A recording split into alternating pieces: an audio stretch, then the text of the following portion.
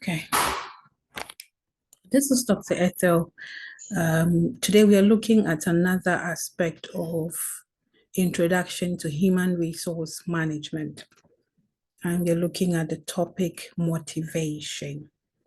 Motivation is very crucial in human resource management because you want to make sure that the most important resource of your organization, which is the human resource, is well motivated so that you can get the utmost best from them. So we are going to be looking at what motivation is, what the components or the elements of motivation are, types of motivation, the objectives of motivation, and also some theories of motivation.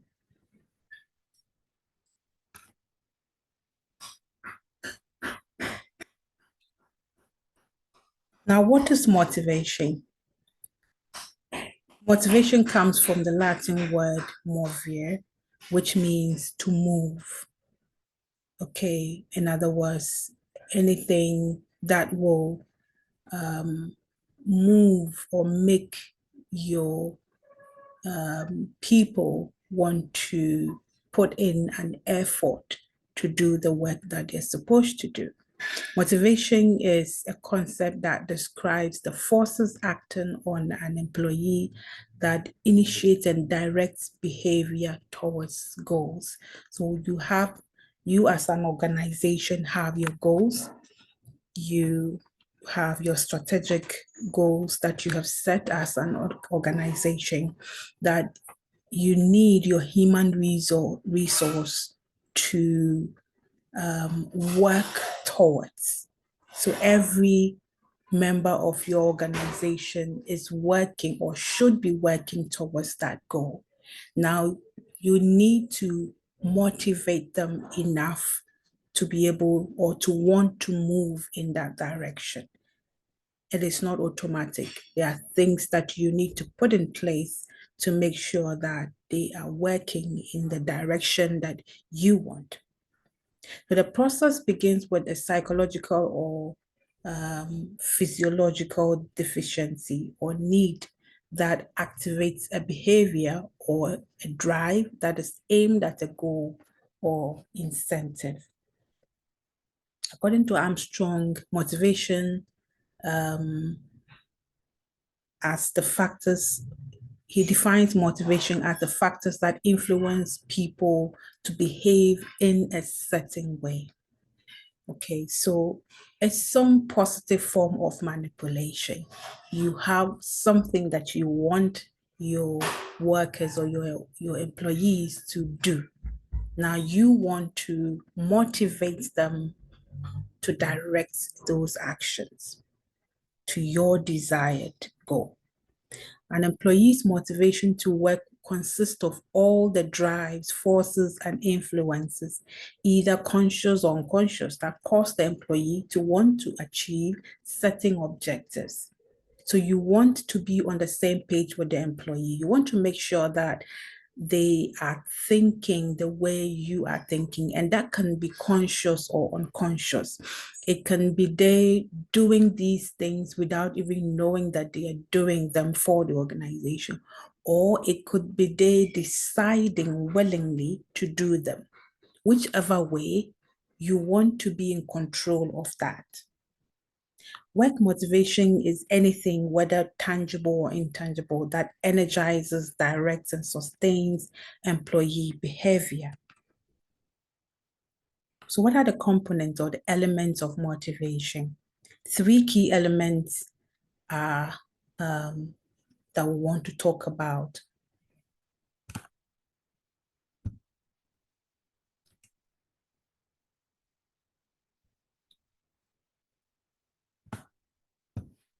That is energy, direction, and persistence, right? Energy, direction, and persistence. So energy is the measure of intensity, drive, and vigor. A motivated person will put forth effort and will work hard. Okay. However, the quality of the effort must be considered as well as its intensity. So everyone will have a level of energy. Okay. People can be energized, but the level might not be so high.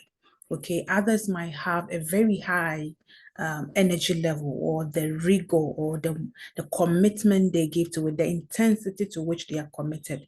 Okay. And you will see that in the way that they exert or they work generally. Okay.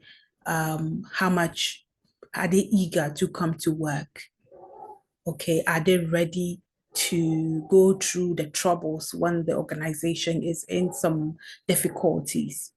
Okay. Are they ready to sacrifice? These things will show you their time and resources when it is necessary. These things will show you that your employees are putting in the maximum energy. Okay, so you want, of course, your employees to have the highest of energy, okay, in working. Now, high levels of effort don't necessarily lead to favorable job performance unless the effort is channeled in a direction. So here's where direction comes in. You don't want people to be motivated and, highly energized doing things that does not lead to the goal that has been set by the organization. In that case, it would be going nowhere. Okay, so you want to direct them. Okay, so direction will benefit the organization. Effort that is directed towards the consistent and consistent with organizational goals is the kind of effort that every employer wants. Motivation also includes persistence, okay, persistence, and employees are expected to persist in putting forth effort to achieve those goals. So we don't want our employees to give their best only when they can, but even when things are difficult, we want them to persist. We want them to endure, okay, and give their best until things are done better. And so these are the things that we'll be looking at in terms of motivation. Motivation at work can take place in two ways. First, people can motivate themselves by seeking, finding, and carrying out work that satisfies their needs, or at least leads them to expect that their goals will be achieved. Secondly, people can be motivated by management through such methods as pay, promotion, praise, etc. So the two types of motivation, as identified by Hesberg et al. At 1957, are intrinsic and extrinsic motivation. So intrinsic motivation is what is referred to as the self-generated factors that influence people to behave in particular way or move in a particular direction. Okay, so this is not somebody else doing things, but the employee themselves putting things in place to get them to move or behave in a certain way. So they are self-motivated. That is what we call intrinsic motivation. Now, these factors will include responsibility, feeling that the work is important and having control over one's own resources.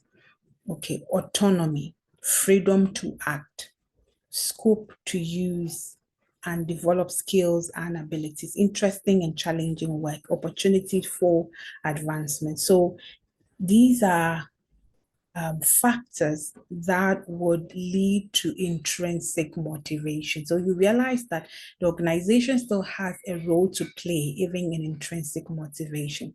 You want to put systems in place so that the it makes the employee want to motivate themselves, want to do things that propels them towards the goal of the organization. So it's not direct. So things like giving them challenging responsibilities, and that would depend on what you have researched so far as that particular employee is concerned. You have realized that this is the person that if I give them a challenging responsibility, they are motivated by it. Okay, so you put that in place, and that gets them, they begin to want to do things to meet the goal that has been set. Autonomy, so giving autonomy to the workers, freedom to act. If they are not in an environment where they have to ask somebody about every decision that they have to make, if they don't have to be busted about every single decision. They have a level of autonomy, right? A level of freedom to act, okay? And of course, be responsible for whatever decisions that they take and the outcomes of those, okay? But also they know that they are being supported by the organization. That is motivated. The motivation, scope to use and develop skills and abilities. So if you give them a good scope, that they don't just work and they don't know where they end and where they begin. It's very important to define the scope, and also interesting and challenging work. Okay, sometimes you may want to even rotate employees to bring up more, to make their work more interesting. They don't, so that they don't keep doing the same thing all the time, or they can, new ways of doing things can be exposed to them. Okay, opportunities for advancement is also a way that brings about what intrinsic motivation, right? Opportunities for advancement. When people are in a place where training and development is a good thing, or something that is the opportunity, something that they have the opportunity to do for themselves, then it helps them. It can be advancement of getting more or advanced degrees, or being trained in specific areas and specific skill areas. It does contribute to motivation. Yes, then we also have the extrinsic motivation. Okay, and this is what is done to or for people to motivate them. So this is more tangible. This is an external thing, okay, something that the organization is doing for them or done to the people so that it motivates them. This would usually include increased pay, praise or motivation, promotion, and also punishment. Yes, punishment is also a form or such a disciplinary action, withholding pay or criticism. Okay, these are things that would motivate you to want to do something. Okay, so that if I know that I'll be rewarded for something that I do and do very well, okay, and I know how much I would be rewarded for doing a particular thing a certain way, I would put in so much effort to get it done, okay, because so that means that I am being motivated by this reward that is given. If I know that working hard enough, at the end of the day, my pay will increase, it is motivation enough, all right? Um, so that the negatives are also motivations, because they also tell whether people would want to do, they know what they're not to do to receive those punishments. Yes.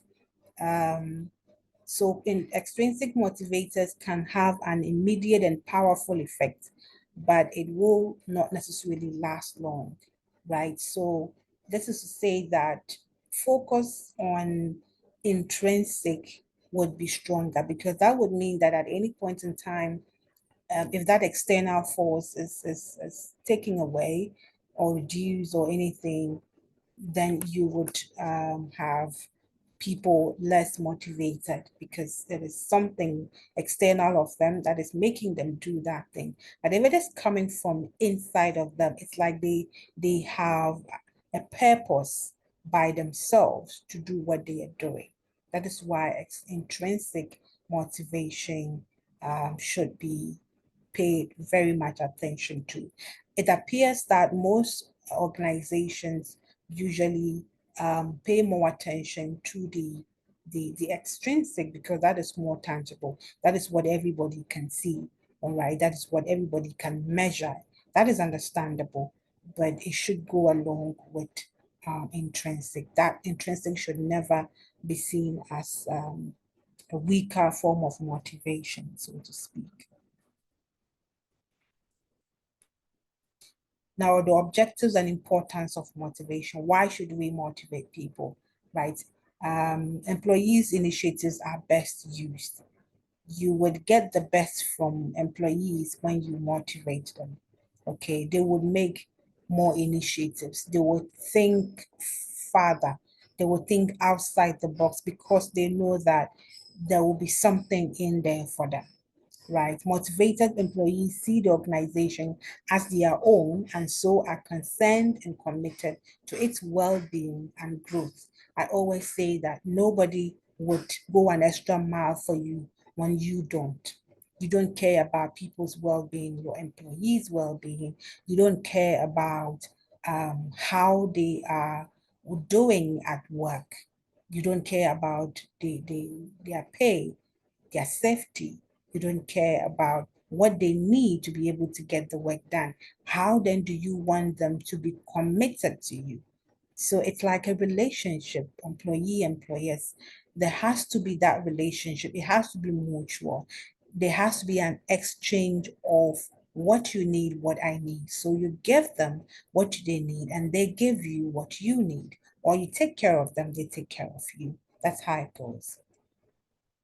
Now, highly motivated workers are time conscious. Okay, they are time conscious.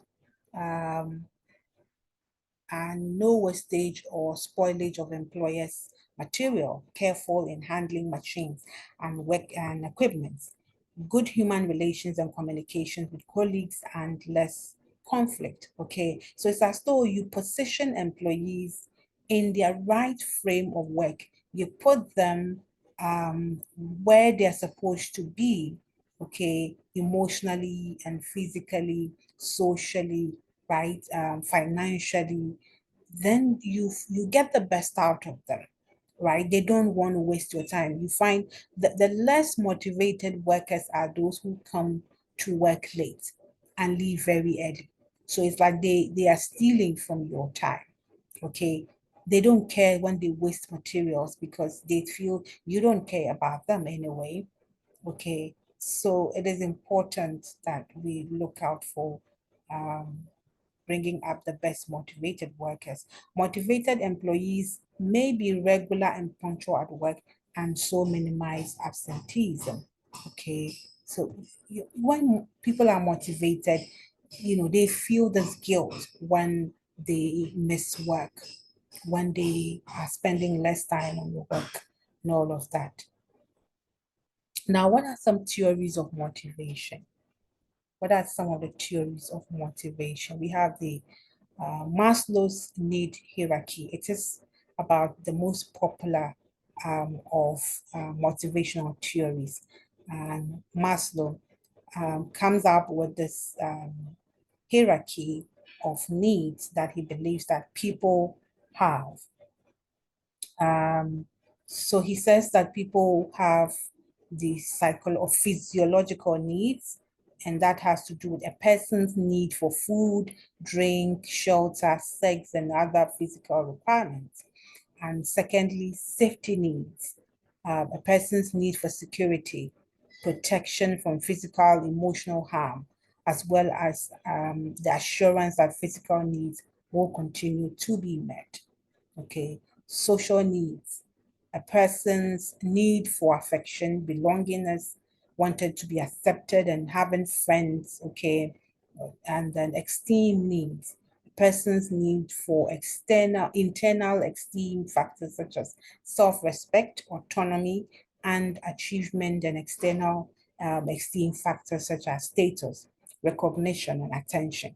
And then we have the fifth one, final one, self-actualization needs. A person's need for growth, achieving one's potential, and self-fulfillment, the drive to become what one is capable of becoming. So this is according to Maslow, what a person needs. In terms of work, what that means is that when people come to work, you should see them in terms of what level are they in terms of their need? What level of need are they? That's how Maslow wants you to think. Are they on the physiological level where all their mind is on what do I eat? Do I have a good shelter? Okay. Am I okay in terms of my basic needs in general? So at that point, people's salaries matter to them crazy because that is the only way they can have their basic needs. Okay, so you don't joke with the salaries of such people. It tells you, it's like knowing where to pinch. Okay, it tells you that when you touch that one, you are going to get them either not working well or giving you their all, right? Now, some or two may have graduated a little bit from physiological and they are more at the safety needs, okay? This is where a person's needs for security and protection from physical, emotional. So at work, you want to know, such people are very particular about the fact that they will continue to have their jobs, okay? They are protective of their emotions, okay? They want to be secured in terms of physical harm. They don't want to, so they are careful about that, right? Now, the next is social needs. These are people, they're quite okay with their physio and safety needs, and they have gotten to that level where they want to be some affection at work. They want to belong. They want to be accepted at work. So it matters to them when they have a funeral and nobody attends, or somebody or people come. It tells them that they belong, they are wanted, right? So how the organization responds, okay, to things that happens to them matters. Okay, when they are sick, is anybody bothered? Are people willing to listen to them at work? So you may ask yourself, how can the organization help with this? The organization can help by, putting things in place that makes the workplace a friendly place. Okay, if everybody is moody, nobody will want to make a friend of anyone. But put in place, you can even have social events that makes people interact. And I have had opportunities to travel with fellow employees, and that is how to travel for funerals, okay, and weddings with them. And that is how I created my bond. And I always say that I would go for this trip because that's what I want. Because at a point, that is what I needed. And because my organization gave me the opportunity to travel with them, because a bus was usually giving and food is provided and we are taken there and brought back and all of that. It always gave me the opportunity to bond with my fellow members, and it has so much helped. It would marvel you, I mean, how you can be inspired by your fellow employees when you're able to share your challenges and ask questions. But if you can't talk to anybody, trust me, you are going to really suffer, right, so to speak. Now, esteem needs, a person's need for internal esteem factors such as self-respect, very important, where you have an organization where people are not disrespected anyhow. There is a culture of respect. There's a culture of, protecting people's self-esteem, very crucial. Then self-actualization. These are people that, have achieved, I mean, um, um, the four, okay? That is according to Maslow. That is the pattern he puts it in, as if to say that at this point you have gotten everything that's the four, and now all you're looking for is how can I maximize my or grow my potential? How do I achieve the maximum in terms of my career level? If I am a lecturer, okay, I know that the highest I can go is be a professor, right? And so, is that my dream, or do I even want some administrative role, maybe like the VC of the university? In that case, that will be my motivation, and you would see in the way I behave, and it will tell you, so that if those opportunities are there and the organization can help me get them, then I would be very much motivated. Okay, right. So some people have categorized these Maslow's hierarchy of needs into two basic ones. So the three physio safety and social have been put together, and they call them the lower order needs. Okay, friendly workers, right? You want interaction with customers. You want pleasant supervisor, right? Safety needs. You want safe working conditions. You want job security. You want base compensations. Physiological, you want a rest and refreshment breaks. You want physical comfort on the job. You want reasonable work hours, right? These are the lower needs, but it's like they are the core. If you don't get these, you won't bother about those up there, which is esteem needs and self-actualization needs. Okay. Um, Now, the second theory of motivation is the goal setting theory, right? And this theory says that if a specific goal is set, right, for the organization, then people will have direction. Specific goals direct your focus to relevant activities, right? So that if you don't have any direction, you are not motivated to do anything, because where are we going? Okay, why are we rushing? Why will I be running to work? What is the direction? But if everybody knows the direction we are going, and um, how urgent it is, or the magnitude of it, then I know how much that effort comes in here. Okay, need to devote more intense levels of effort towards difficult goals assumes people are goal driven. All right, so this theory says that people are goal driven. People are moved by direction and by the goal that you set. So set a goal so that people can know the intensity, the level of commitment they should give. Okay, if not, anything goes, right? Persistence will come if you have a goal. If there is no goal, why will I be persistent? Okay, so that is the summary in the simplest form for that. Now, the third is what? Equity theory. This is by Stacey Adams, and here we are told that when people believe that they have been treated unfairly in comparison to others, they try to eliminate the discomfort, okay, and they restore a perceived sense of equity to the situation. So they try to create a sense of equity by themselves, right? So here, this theory tells us that people are motivated or demotivated depending on the level of um, their, they being treated equally.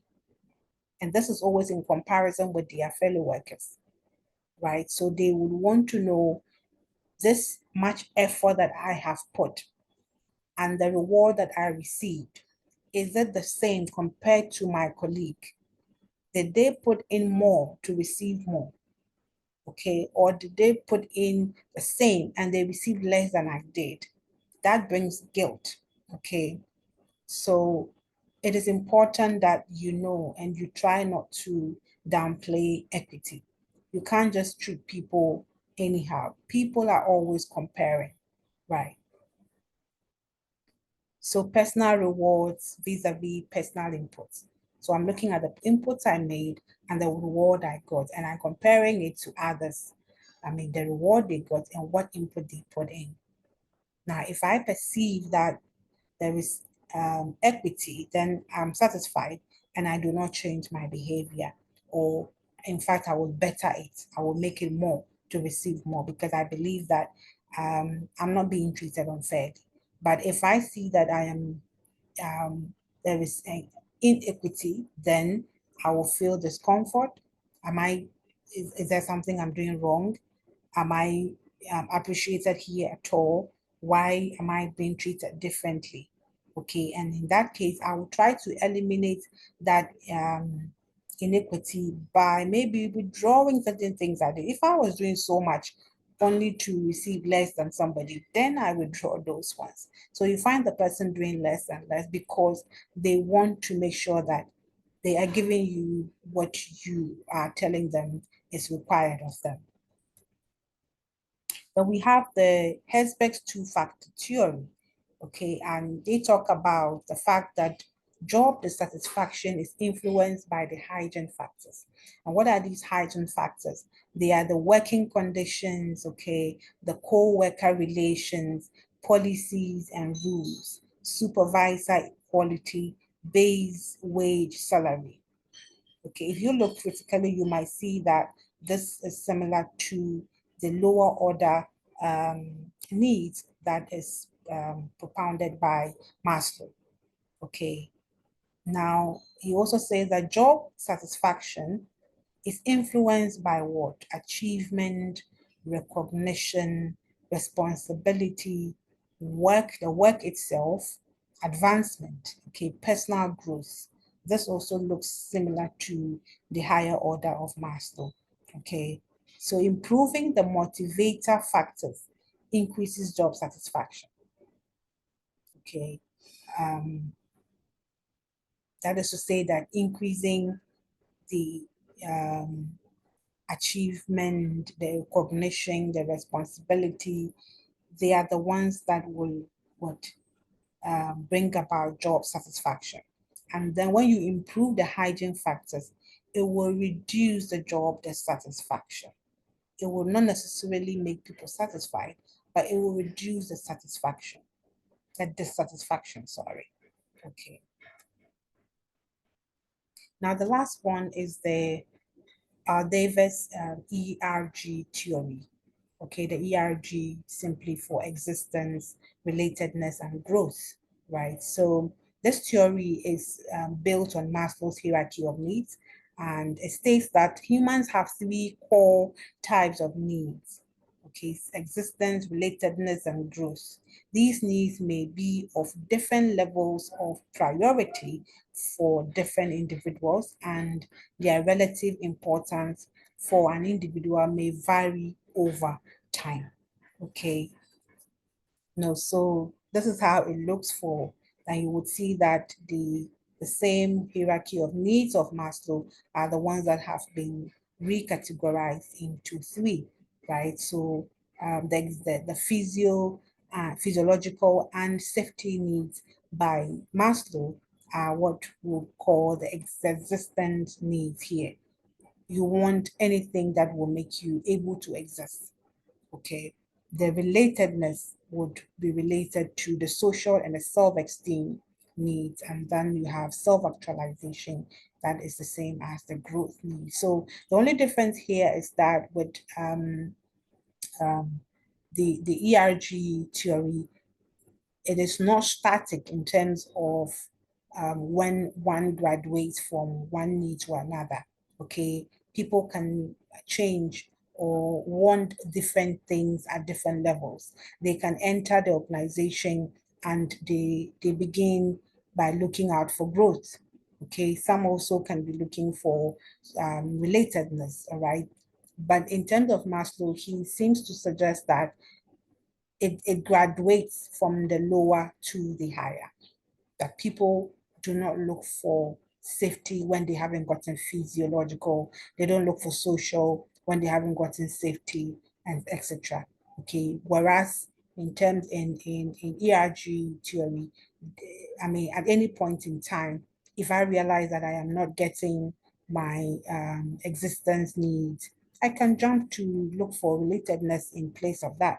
Or if people are not really interested in relating with me well, or the level of social activities at work are not the best, I can go for growth, go and better myself, and then come back. So that would be the difference. So generally, this is it about motivation. Thank you, and I hope to see you in my next video. Thank you.